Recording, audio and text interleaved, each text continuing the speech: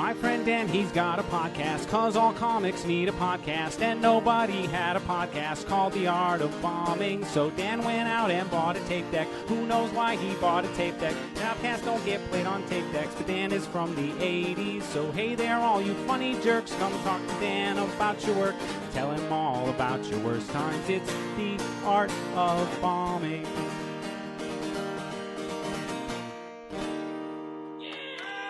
So I saw on the Facebook she took comedy off and went and did karaoke. How was that? That was amazing. Yeah. It was at the Black Heart Bar.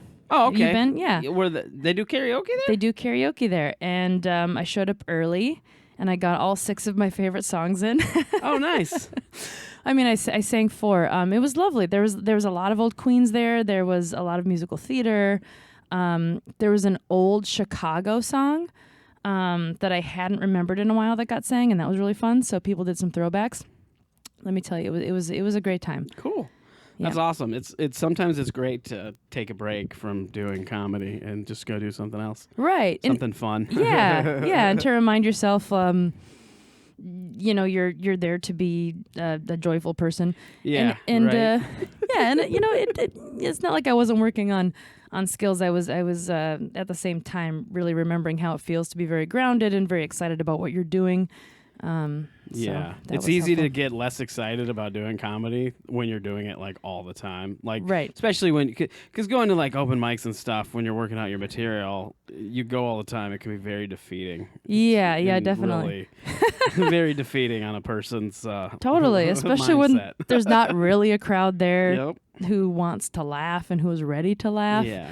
Everyone's there just working on their own shit. Yep, so. And doesn't care about what other people are doing. They're just right, there to get their, which is, you can't, be mad at them because that's what it is. You know what you're getting into. But totally. And if you do get a few laughs, you're like, okay, those ones are definitely keepers. Yep, and you definitely got some legs with that. Right, right. Like I did a full set at the Black, which is not, I know this is not advisable, but I did all new things because it was, comics, and I got one new joke out of that set, and that wasn't a bad use of my time, but it doesn't necessarily feel the best afterwards. No, but that's what open mics are for. They're for doing all those new jokes. I mean, if you're doing like a gig or a showcase, where there's an actual audience, you want to try to use, proven material versus, absolutely, new stuff. If you got on a showcase and there was a big audience and you go and do all new material, then you're an asshole. and then if you don't do well and you feel bad about it, you should. Absolutely.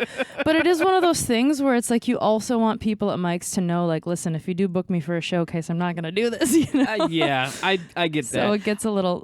I've really been fighting with that myself because I haven't been in the cities long. I've only been here since April, and I'm not new to comedy. I'm new to the area, and that's it. Right? Yeah, I've been doing comedy for like 10 years. So moving to the area, I'm going to open mics not to try to get seen by people. I'm trying to work on material, but I know they're there, so I'm like, oh man, maybe I need to be doing proven material, right? Because I'll go up and I'll do new stuff and I'll bomb, and they're like, I'm like, but that it's not a good representation of what I do, right? And that's such the tricky balance, because you never know who might be there watching who could help you, which is an advice I got from a writing coach really recently. It's like and of course it works out a lot better to slip in 1 or 2 new jokes in between some proven material, but there are those times where you're like, crap, I have 5 new premises and I really just want to know if any of them is a keeper. And so then you do the but even doing proven material like at an open mic, chances are you're not going to get laughs out of it because the comics aren't paying attention. It's not that they don't think it's that they might not think it's funny or not. They're just literally not paying attention. They're in their phones or in their notebooks doing getting their stuff ready, thinking about or in their head thinking about what they're going to do. And so you could do proven material and it wouldn't necessarily matter at an open mic. So. Yeah, I have had 2 people comment on, I really like that German joke. I was like, really? It was hard to tell, but that's great. That's good to know that was working. It's always good to get a little bit of feedback. That's for sure. Definitely. Even if it's just them coming up and telling you. Yeah. It's like as a comic, it's like, well, I would like the feedback to be laughing and clapter while I'm on the stage. I want instant gratification. Don't wait till I feel like shit, like I bombed, and then be like, hey, that was a great set. or even worse, like the murmur laughter. You're like, oh yeah, yep. The murmur laughter. Yeah, like, my favorite. That might have been okay. I think my favorite laugh is when you are bombing at a show and the comic in the back is laughing at you. Oh, because they're not laughing. They're not laughing because they think the jokes are funny. They're laughing at your misery. Right. Or they laugh at like they know what's going on. Right, exactly. It's amusing for them. Or when you try to that happened to me recently where it's like I finally broke and I was like, what? Like, why not laugh at uptight? I was like, you know what? Let's just do like the weirdest stuff. And so I started doing my weirdest one-liners and then people were with me. Then the comics were laughing. And I also find it funny, like when the comics in the back are laughing at your like edgiest, harshest shit that a regular audience wouldn't laugh at. There's this one, I just wanted to say 3 things that made me think of what you were talking about, which is comic laughter. There's this one beautiful gentleman named James Kuhn, who's in the Berlin scene, who must be in his like late 60s. And he has this brilliant one-tone laugh, which is just, ha! And if you get a James Kuhn laugh in the middle of your set when it's mostly comedians, that's just a treasure. And you keep that with you. You put it in your heart and you let it grow throughout the rest of your set. Oh, that's awesome. It's really good. Yeah. Yeah. There was a comic that when I lived in San Diego, the same kind of thing. He had this laugh. And it was beautiful. He actually passed away. It's kind of a sad thing. I don't want to get too sad, but he was a really good friend and very well loved. But he had this like distinct laugh, and it was that kind of same thing. It was piercing. Like a singular, just a ha kind of thing. Someone should thread those together. yeah, that's make funny. Something of it. Yeah. I actually did that for his part of his memorial thing because I had just been out there just before he passed, and he was at a show that I was on, and I said something, and he did that laugh. So I had it on tape. So I took the audio and made a thing for it. Because beautiful thing. Absolutely. Sure. That's one of the beautiful things about like getting to know like a comedy scene is just those gems and those certain personalities and people, and that's fun. Yeah, and he was one of them. He was just a gem because he was a great person too. Just all around. Just everybody loved him. Absolutely. Yeah, it's a good deal. It's good to have people like that in a scene. Yes, that's for sure. Because there's a lot of negativity in all kinds of different in comedy in general. It's amazing. You would think how fun and funny it's supposed to be. How dark and sad it is. Yeah, exactly. And how negative people are. It's like, oh man, there's really a lot of like not that well adjusted people. Yeah, that's exactly myself included. Right. Working through it though. Yeah. Yeah, that's all we can do, one day at a time, right? Move forward. Right. But there are those people then you see too who are really about uplifting others and building a scene and recognizing that when everyone does better, the whole scene does better. Yeah. And I feel like I'm really finding that with a lot of folks in Berlin. Yeah. And a few folks here too, for sure. Which is in my short time. That is a great thing too, that having that, because I lived in Sioux Falls for a while, and that's how the scene is there. Everybody's on the same team. They're all trying to help each other rise, and it's like it's a community. And they're like, even when they're not doing comedy, they're friends. Like we would go and hang out. We'd go do karaoke, or we'd go do whatever. Morale's better then. Yes, exactly. We're all trying to support each other, trying to help each other. Like if we have, how like if you have you think of a tag for a comic, like in a bigger scene, you're not sure if you should give it to them or not, they might and they might take it the wrong way. But like we're all about trying to help each other. If we had an idea, we'd be like, hey, you should try this or whatever. And because of that, there's like a stronger community. And like I said, you rise together. Yeah, and when comics feel supported, they generally perform better. And when comics perform better, the audience wants to come out more because people are funnier. It's kind of the self-fulfilling thing. And so I really do believe that helps. Major snowball effect, that's for sure.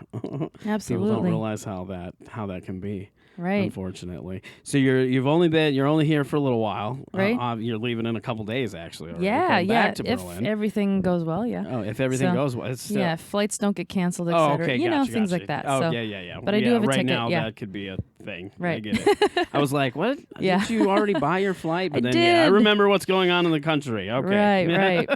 Yeah. That is a fair thing to think about in this situation. like comedy, you have you'd like things to go well, but you have low expectations. One moment at a time. You're like, yep, maybe we'll see. I hope so. If all goes well, I'll be back in Germany. Yep, exactly. Later this week. Yeah, healthy, happy, and performing. So exactly. But who knows? Yeah. So when did you come back to the cities? You've been here about a month? I think I've been here a little over a month. I want to say 6 weeks. The first week I was just sick, actually, so I was just resting and relaxing. And then week 2, I ended up doing a bunch of mics and a couple showcases, and it was really fun. And then I went back to work, actually, so I've been working as well, which has taken some of my energy this week. But it's been a good experience. Yeah. That's cool. And then you've been doing comedy over in Germany. Is that where you started doing comedy, is in Germany, or did you start here and then you moved out there and just continued doing it, or did you start there, I started hustling hard in Germany. Like, I started doing, the last month this is probably not advisable, but the last month I was there, I did 30 sets. Some of those were double sets one night because because you can go to more than one mic. Yeah. I don't know if that if doing that many actually helped more than doing like 2/3 as many. But yeah, I started hustling hard when I was there. I did do comedy previously here, but it wasn't that often. It was like once a week, if that, for like a duration of time. My first set I ever did, I don't know if you could call it stand-up comedy.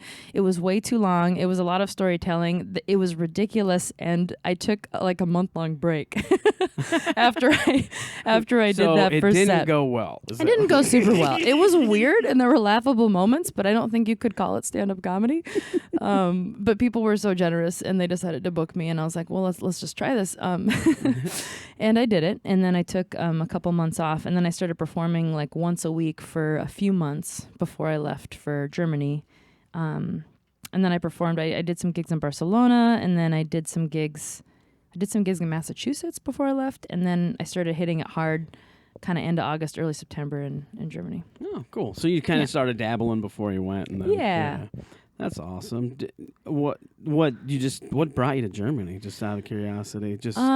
Well, I've been working artist in this community for a very long time. I've lived in Minneapolis for about 15 years, and I learned a lot. But I started going to Amsterdam every summer for the past 3 summers for this interdisciplinary improvisation training, and I really got a ton out of that. There's this mentor here, and I know her lessons also applied to comedy, but she's phenomenal. She had a very heavy influence on the direction of my art, and I met people from all over the world, and I just got to a point where I wanted to find a city that had a vibrant art scene that was also affordable to live in, that would really push me to be better.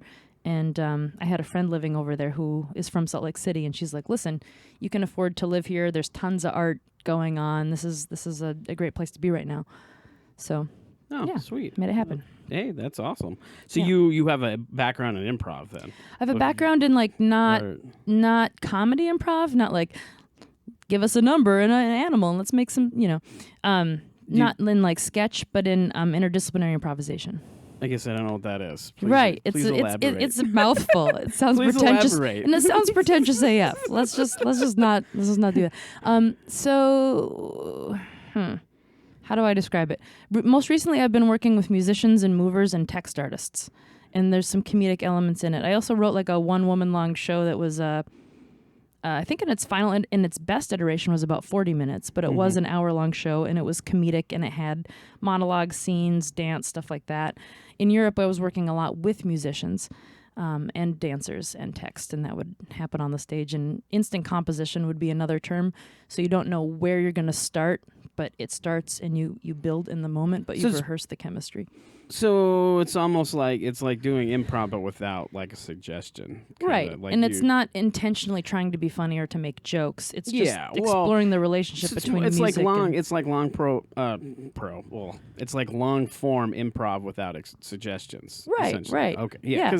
With different elements. Yeah, because there is like with long form improv, you don't always have to go to be funny. I mean, that's what typically most improvers do. Right. Is just try to get that laugh. Well, it doesn't matter if it's a cheap laugh or not. They're just going for the laugh. Right. But some of the best improv I've seen has been with not going for the laugh. Right. I studied with a guy in San Diego, and his whole thing was earn the laugh. Don't go for the cheap laugh. Yeah. Let there be sad moments. Mm-hmm. Let there have, dramatic build up, and then when you do get a laugh, it's going to be a great laugh, and because an earned laugh is better than You're playing with tension and you're tracking, and you're doing that that long range view of what has happened before, so that at some point there can be something really amazing. You're in support of that, Yeah. Versus my thing that I'm inserting in the piece, right? Yeah. Yep. Absolutely. No, that's awesome. That's interesting thing. I guess I never heard it described that way or called that. I guess I didn't know, but that's neat. Yeah, and there's a whole there's probably some videos if you were super interested. There's this music dance is a big thing throughout Europe, and so it's mostly music dance, but then as a text artist I kind of came into the mix and offered my own So what's a text flavor. Artist? Is that what they call like a performer, like a talking performer, if you will. Yeah, and it could be anything. I mean, some people are a bit more poetic, some people are a bit more comedic. But like spoken word, that's how is that what they would call a spoken word artist, a text artist there? Probably. I don't Yeah. Yeah, because that's not a term that I've heard in America. Like I've never heard anybody been called a text artist. Right. To me, when I hear that, like text artist, is that like, are you working with textiles? Yeah. Like, you know what I mean? Like, but I know that you're talking about performance art. Yeah. So that must be what Europe would call a spoken. Because I know there are some cultural differences and stuff with how they describe things. So. Definitely. Yeah. Oh, that's interesting. That's cool. So you've been there for what? How long have you been over there? 4 months. Oh, so you haven't been there very long. No. Oh, wow. No, and I'm exploiting the shit out of it. No, that's awesome. Yeah, everyone's like, she's from Berlin, and I was like, yep.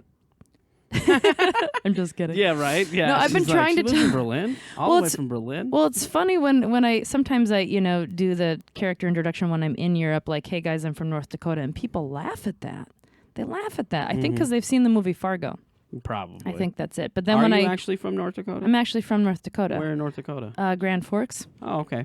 That's where I know some people that lived there or were there. Another comic here, Andy Matfield, I think. Oh, I didn't know that. Has ties to Grand Forks. Okay, yeah. I was doing all kinds of musical theater in Grand Forks. I was not doing any comedy. But I only lived there till I was 18. And then I pretty much moved here, lived in California, came back. Yeah. Cool. Awesome. Well, let's get into now that we got a little bit of a background on what brought you to Germany and back and all that jazz. Now we're going to get into what this podcast is about, which is bombing, the art of it. So I usually, I just have you tell a story about your worst show or worst bomb, or what show that you felt like was your worst. Okay. Gosh, there's so many to choose from, even several recent. I think all the shows you've seen me, actually, all the mics have been... but I don't necessarily count them because to me it's like it's an open mic. Right, it's like nobody's doing well. Well, I can talk about my first show just because that's pretty memorable. Yeah. So I was traveling through Europe, and I found myself in Budapest. And I was at this bathhouse because I was like, what the fuck am I going to do in Budapest? I don't have any friends here. Like, I don't know. It's an amazing cultural city. So I went to this bathhouse on recommendation, and I started writing what I thought was stand-up comedy. I started writing funny stories, and I ended up titling it "Stories from the Bathhouse." And I was like, "Oh, this is really good. This is comedy." And so then I come back here, and I get curated on this variety show, and they know that I have, years of performance art experience. Like, I'm accomplished in that area to some extent. Like, I've done it a while. Doesn't mean that I necessarily have any big credits, but so you got plenty of experience doing performance. So art like, great, we're gonna give you like this big slot. It's gonna be great. And I do a 15-minute set that I think is comedy that's really just storytelling and performance art. I pass out bath caps and I invite the audience to put them on. That part actually does kind of well. I'm talking about this shopkeeper that I met in Budapest, and we're doing an act out with an unsuspecting audience member who apparently didn't really know what I was talking about at the time. And when I get done with that set, I had my friend was there. I was like, "How was it? Like that was bad, wasn't it?" And she's like, "Yeah, that was really weird. It was a really weird set." And I don't do stand up for another several months. Interesting. Now, do you think that the reason you didn't do well because you've seen like performance art over in Europe and that kind of thing, I feel like would have went really well over in Europe. From what I've heard, I haven't performed in Europe, but I know plenty of people who have went over there and did stuff, and I know about it. And it seems like stuff like that is right up their alley. Right. Well, like in America, like stand-up comedy's got to be jokey joke. You know what I mean? I do see some people breaking the form even at mics there. Mm-hmm. Like folks doing more clowning and physical theater. I haven't tried it. Like after that moment, I was like, I really need to learn the basics of joke writing. And so I kind of scaled back, and it's taken a while. It's been like a slow scaling back to figure out how to get the basics down. Where is the punchline? What exactly is the premise, and do I need to rewrite it? And so I scaled back after that. So I mean, it's something that could have worked, but at the time, again, everything was just way too long. There wasn't any snappy moments that were punctuated in the right way. Yeah. Yeah. Well, and I suppose too with that too, it's funny how marketing plays into things. It's like how you market something. So like that, doing that bit that you were doing for that show probably could have been a great show if people knew that's what they were getting into, but they're probably thinking, oh, this is a stand-up comedy, and then suddenly it's more of a performance art piece as opposed to just straight up stand-up comedy or whatever, and so then it kind of confuses people. Totally. Because there's plenty of like one-person shows and things like that are very entertaining and people love going to that stuff, but if you say you're doing stand-up comedy, they're like, give me my setup punch. Exactly. Give me that 1-2-1-2 laugh. Or whatever. Right. And it's been a learning curve, Even just in the terms of like Tara, those jokes need to go later after they get to know you first. Oh, I got to do it. Okay. Which that's something that a lot of comedians early on make that mistake. I'm sure I did too, where before there's certain jokes you just can't do until the audience gets to know you, and they have to get to know you and like you before they will let you, before they'll laugh at certain things. Right. And that's still a struggle right now. Like, if a host is saying something that I can build off in the moment, I have the charisma and the presence to win people over quickly, but that's not usually the case. I'm at this point where I'm really struggling with openers, and doing things that are either too psychologically minded, or I don't do the sex and dating stuff early on anymore. I've learned that the hard way. Works really well at the end, especially if there's a lot of women and queer folks in the scene, at least for my material. Mm-hmm. Yeah, but that's something even for me. Like, I've been doing comedy 10 years, and I had a tough time with that. Like, I don't know. I'm so awkward when I go on. Like, I don't know how to open, and like, it's the one thing I've been doing. And just here recently, I have one really good joke. Yeah. That's all I have. Just one good joke. All the rest are garbage. Yeah. No. No, but I have a good joke. It's a quick one-liner, but it's a good way to open. Like, instead of making it awkward, I'm just like, I go right up there and I'm like, yeah, I'm socially awkward. I'm not good at talking to people. And then I give an example with the joke. It gets a really good laugh. And then it's also kind of an introduction into my personality and kind of who I am. So then then the people kind of get what I'm about. I even think the one about just doing like a physical look one where you were talking about, I look like a psycho killer, or I look like a child. And that's part of my first 3 to 4 minutes is all about this is who I am. I'm awkward. I look like this. I'm well aware of what's going on with this situation. Right. And then, and that's why you've seen a lot of that material at these mics and stuff, because that's something I've been working out as far as like that's becoming my new opening stuff. Right, and that's why I've right. been working on it so hard, because I'm like, all right, I want to get a good solid opening where people gets good laughs and people get to know who I am right away, and then I can go into other stuff, because I'm more of a storytelling person. Like, I like doing stories and stuff like that, and there's not always, it's not always like bunch of laughs within the story, you know, necessarily. Like, you know, you should try to punch it up as much as you can, but that's not always the case. Sometimes they're long-winded stories or whatever, and so it helps. I've found that it helps to like have a really short, snappy opening, then so you can they can get to know you, and then they'll let you do whatever. Right. I've been finding that too. Like, I have one joke, and the punchline is like, you know, my therapist says I'm a social avoidant, but joke's on her, I blocked your number. And it's a little harsh, but when it works well as an opening. But I think the setup even before that, I need you need to do something a little lighter, to kind of get that into the more. Basically, it's an icebreaker is what you need, a little joke that's an icebreaker, and that's what I found like with my opening. Now it's a good way to do an icebreaker and then do whatever. Right. And that's something that I just now learned, because like I've had good strong jokes to open with. Like that's never been necessarily the issue. The issue is I'll go up and I'll try to do improv off what the host said, or make a joke about something on the spot, or something I thought about while I was watching the show, and then it just totally bombs. And then like I look awkward, and I look like I don't know what I'm doing, and then now I'm like, oh shit, now I have to try to win them back because I lost them. Right. You know. I've had that experience too as I play with openings, where I do something off the host said and everyone cheers, or I rib the last comedian, not in a dick way, but in a way that's like funny, because it's an obvious thing. Something about the room, and then I go into material, and then I lose them. But I'm really glad that you said the thing about I'm more of a storyteller. It's good to find those little, because I've been sort of toying with, like, is this okay? Like, I have these like 2-minute jokes, and they're sort of about niche things, so I do try to judge the audience. Like, I performed at a record store, and I was like, okay, great, I can make my joke about jazz musicians, because these are those type of people. Yep. I also have a joke about Bikram yoga, and if you don't know the reference, it's not really, but that's like 2 minutes. So like, if they don't get the reference, it's not worth telling.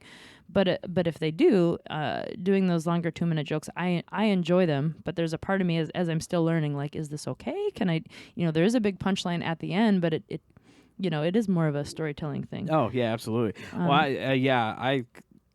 I think stories are great with comedy, but like I said, they gotta get to know you first, right? Because I have a joke, and it's a story about when we had our security system installed, and it gets dark at the it gets to be a very dark joke, but there's little spots here and there where I've been trying to make it a little funnier, but it's not necessarily that funny until I get to but the punch is totally worth it. Like every time, even though it's a little dark, the punch always gets a good response. Right. So there's a lot of build up. Right. And takes a little while to get there, but when I get there, it's totally worth it. So if it's paid off almost all the time. So if they're with you and they like you, they'll go on that journey and wait for it. Exactly. And they'll be patient, even though the build up to the story might not be that funny. Right. But when you get to there. Right. And I've also observed, like, just from watching comedy, the comedians that can find those funny one-liners within the story, and if you can sprinkle those in. Well, and that's tough. That's a good observation, because that's really what you should be doing. Right. I mean, you want to try to punch up the story, or you want to try to find little funny things that you can add as you're telling the story. Like a simple comparison. To keep building up the laughter, so then you'll even ultimately get a bigger laugh at the final punch. Right. Yeah, but I think, like I said, it's definitely, it all starts with the opening. They gotta like you. They gotta get to know you, and they gotta like you. And if they don't, they won't. Yeah. They'll, they won't go with it. Because that's one thing I learned too, watching comedy and just kind of studying it, is that I've seen people go up and say an offensive joke right off the bat, get nothing, and then the rest of the set is they don't do very well, even though they have some funny material, whatever. Yeah. But then I've seen comics go up, audience gets to know them, and then they said the most awful thing later in the set, and the audience is right there with them. It's like because they like the person. This is how I've always described it. It's like, you're basically going on a journey, and you are the leader of the journey. You're the bus driver, and in order for people to come with you on that journey, they got to trust you. Right. Once they trust you, they will follow you anywhere. And if you don't have that trust, they're not going to follow you. And what are the most essential elements of earning that trust, do you think? To me, I think it's just being honest and open and trying to be likable, which a lot of being likable is just, having a, good personality and being happy and positive or whatever. Right. But it's that icebreaker. It's the getting to know you part. Once because then they feel like you're their friend, or and then they're like, oh well, I can go along with this. That's something I'm still really working, because I feel like, again, I have a pretty good presence and persona, but it's what material do I tell them that's honest, other than something on my mind or something that just happened. I still am trying to figure out that material. I am working. I have this writing coach friend who is saying make it about them, we in this room are experiencing XYZ. Yeah. I mean, I don't know if that's... But that's almost more like if you riff off something the host said, or riff off something in the room, then you're doing that. You're showing them you're in the room, but that's not necessarily them getting to know you, because you're making it about everybody. Right. If that makes sense. It's they got to get to know the performer. Right. And once they know that, then they'll determine whether they like you or not. And even in a packed room, you might have 90% of the audience that likes you and 10% that doesn't. That's just, you're not going to be able to win everybody over. Right. But showing some side of you that is a bit personal, but not too personal, that they might... Basically, you're just opening up, essentially. It's like when I do the opening that I've been doing now, people see that and they're like, okay, this guy is okay with making fun of himself. He's very aware of who he is, and he's fine with it. Right. And people like that because they can relate to that, because it's that's the other thing I found. It's about being relatable. If you're doing, you want to do stuff, especially like throughout the whole set, you can do whatever material, but the more material that you're doing that's relatable to people and their experiences, the more that they're going to be behind the material, because that's stuff that they're experiencing too. They just don't have a platform to talk about it, or the courage to go find a platform to talk about it, because not everybody wants to be a comedian. They're like, oh, that's scary as hell. I don't want to do that. But I totally feel what you're saying. Yeah. So they want to be mirrored in a way. Yeah, exactly. Yeah. Yep. You're basically you're doing material that's relatable, and you're giving them a platform via you are their way of expressing how they feel, because they're laughing at that experience that they know all about, Right. Yeah. So it's comedy's got it's a fun, interesting psychology. Right. There's a lot of stuff that's just crazy about it. Right. A lot of elements that people don't. Generous, very scientific. Yeah. Very scientific. A bit manipulative. No, what? I'm just kidding. That's not. No, I'm just kidding. That's very. Well, yeah, you're working with the energy and the timing. Yeah. Oh, absolutely. It's because you feed off energy from the crowd, and the crowd feeds off energy from you. There's a lot of give and take, and a lot of little things can throw all of that off. Absolutely. And then it's just you don't know what's going to happen. Yeah. Yeah, it's it's amazing. So what do you do when you have a bad set? What are you trying to do? Do you tape your sets and do you listen back? And what do you try to do to improve and learn from? Yeah, I mean, I when you're comparing different recordings, if there's a place that it consistently gets a laugh, and then it doesn't one night, you're like, well, that's probably just that night. But generally, I go back and try to rewrite my jokes, see where there's been a huge, long gap in laughter, see if I can't fix that. I also sometimes listen to, is it my delivery? Did I appear less confident because that was a joke I didn't deliver confidently because maybe it was new, or you could just tell I was unsure of that. In that case, it's delivery. It's worth another try.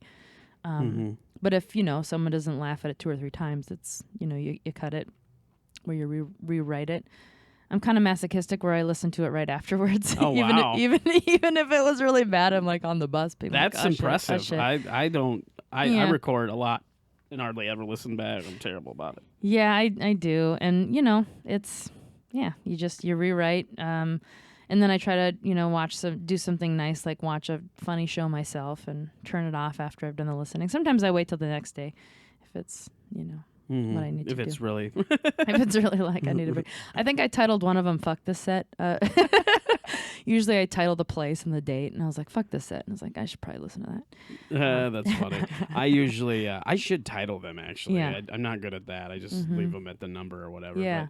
But, so I've had sets where like I recorded it and the set went so bad, I'm like, I don't even have to listen back to that. Delete. That's I know that. I already know what happened here. Yeah, totally. It's like, it happened at the start, and the whole thing was shit. I know where this went. Well, Delete. and if it's, if it is a good-sized crowd, that's when it's really exciting, because that's when you can hear the laugh and the energy, and they were there, but I rushed it, or that's when I could have really built up to the, it's harder. Yeah. It's harder when there's less people in the audience, but you still learn a lot from that. Even just like I said, listening to your delivery. Did I do that stupid thing where I ended up on an upswing on a new joke, or whatever. Mm-hmm. I mean, tonally, Yeah. Yeah, the bumming and bombing, that dreadful feeling after you bomb, how long does that usually last for you? About a day. About a day. Or until I have like another really good set. If it's real bad, I'm like, I need to get back there.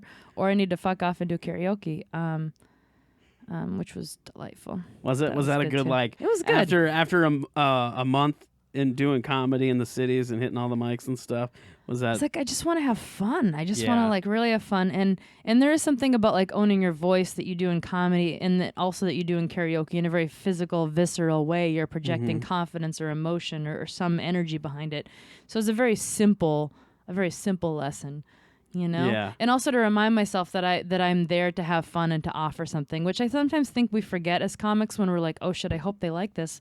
You get into this weird headspace that's just not generous then. Yep. Whereas if you go up on stage and if I'm good, which is not very often, but if I can do this once every few months, if I can put myself in a state that says, you know what, I am offering something, whether you want to call it like joy, love, or whatever that, even if you're telling a dark joke, you're trying to offer something to people, right? Yep. Trying to, absolutely. And that's a good perspective on it, and that's something that you definitely want to think about every time you go up on stage, because that kind of feeds into what you're talking about the likability. That's part of it, is that that what you're that you're trying to be generous and give them something. Yeah. And so you need to be excited, because that's how the energy feeds off. If people can tell that you're happy to be on stage, you're happy to be there, they're going to be more happy to be there and more excited about what's going on. Absolutely. And that's helps build that likability. I think that's what kept me going when I first started. I mean, I'm still very new, but I think it was just that I was able to like show up with a certain amount of like presence and charisma and being like, let's do this, and I generally feel better even if the jokes don't go that well. So it's like it's kind of like having hope or positivity in life in general. It's like that's I'm not one of those people that thinks that if I manifest a hopeful energy, then people are going to be offering me things in my life. That's not necessarily, I don't magically think that I create that, is what I'm saying. Like through my energy. I don't think I magically manifest things. I think that's a stupid white privilege thing.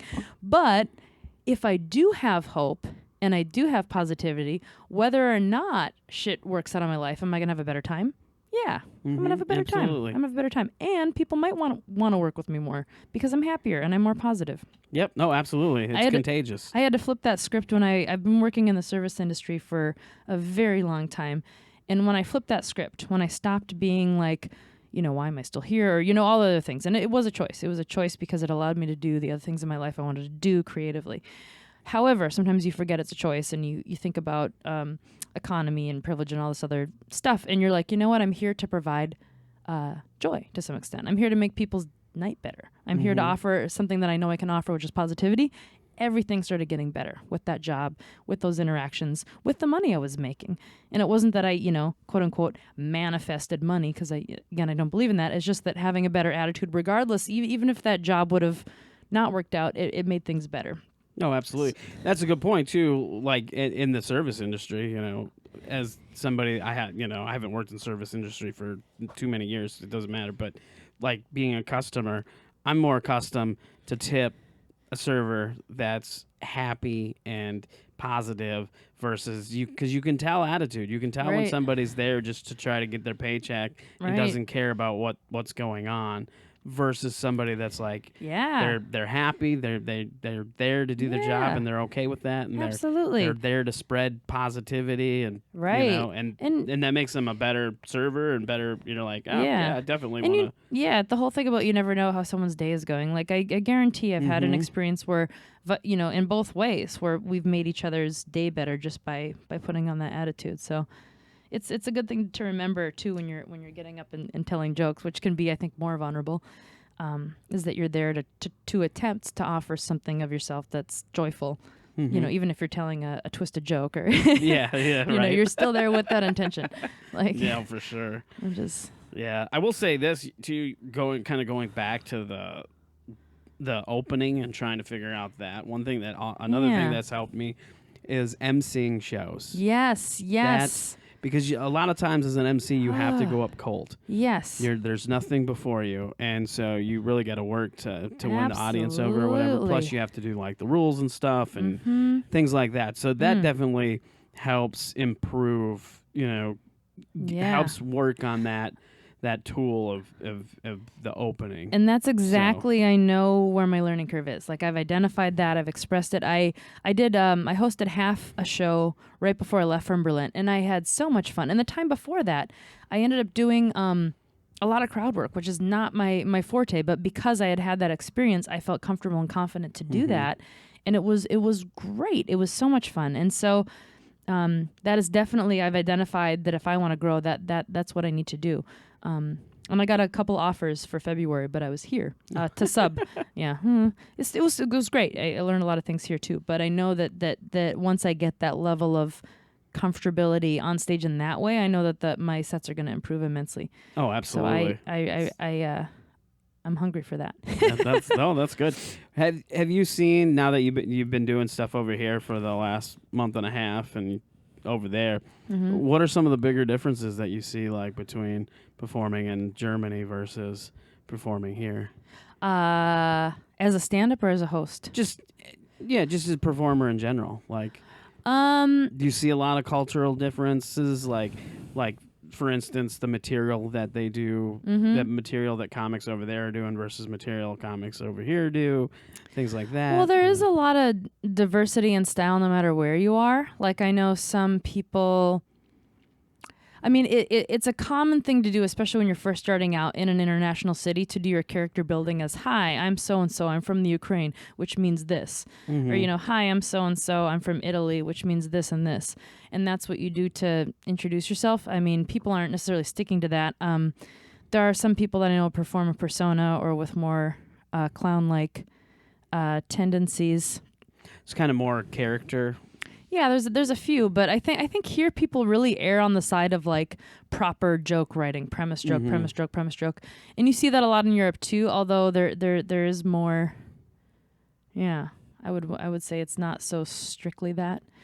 You also have to speak a lot slower when you're performing in front of an international crowd, because if English is your second language, like I had a set that was real rough, and I pulled aside a comic who's quite a bit more experienced than me. I was like, "What's wrong?" She's like, "Your punchlines are there. I just miss them because you need to speak slower, because English is my second language." So that's one thing. The hosts do a lot more engaging of the crowd. They work the crowd a lot more there. But they're also producing their shows and making a little bit of money off it, even off mic. So, I mean, it behooves them to do that. To want to put on a good show. Right. And some hosts do that here, too. But it is very much like a show from start to finish, even with what you would call mics there. They're curated mics, but they're still mics. Yeah. Oh, interesting. That's cool. It's always fun to like talk to people who did comedy in other parts of the world. Yeah. It's interesting how there's differences with how they do it. Because I know like in Canada, the MC does a lot of the material. They're actually really the feature. They don't, they'll do a little bit of time up front, then they'll bring up the feature. They'll do their whatever it is, and then the host goes back up there and then does like a feature set before the headliner. Oh, yeah. They don't really do features, but they sometimes will have a little chunk of material, but they also just do a lot of crowd work, a lot of getting to know who's in the room, which really sets you up. Yeah. You know, like if you know that there are doctors in the room or a couple over here or a bunch of Germans versus a bunch of expats, that kind of gives you some clues on like what material you might want to do.